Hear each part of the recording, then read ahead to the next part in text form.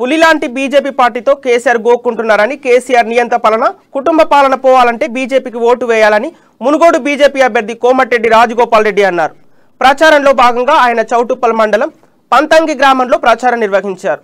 సర్పంచ్ సత్యం వేలాది మందితో ఘనంగా స్వాగతం పలికారు.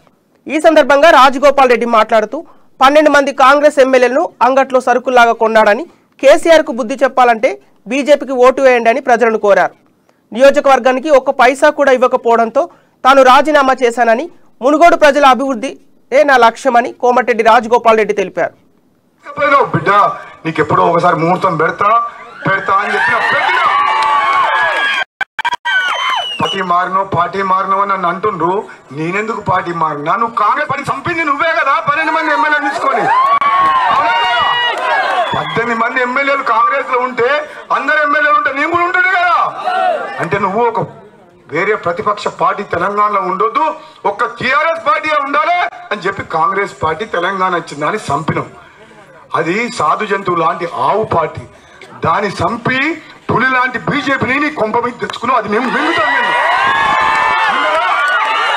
నువ్వు కాంగ్రెస్ పార్టీని చంపితే చిరుమతి లింగాన్ని తీసుకపోతే 12 మంది ఎమ్మెల్యేలను తీసుకపోతే కొనుక్కపోతే నాకు ఎదురు లేదని అనుకున్నావు కదా. రాజగోపాల్ రెడ్డి నిద్రపోలే. నా మునుగోడు ప్రజలకు ఇచ్చిన హామీ ఉంది. మా అక్కలకు చెల్లెలకు తమ్ముళ్ళకి ఏం చెప్పినంటే, మీ ఇంట్లో ఒక కుటుంబ సభ్యునిగా ఉంటా, ఈ ప్రాంతాన్ని అభివృద్ధి చేస్తా, అన్ని రకాలుగా అండగా ఉంటా అని మాటిచ్చిన. నువ్వు ఒక నియంతలాగా పరిపాలించుకుంటూ కుటుంబ పాలన చేసుకుంటూ కుటుంబ దోపిడీ చేసుకుంటూ.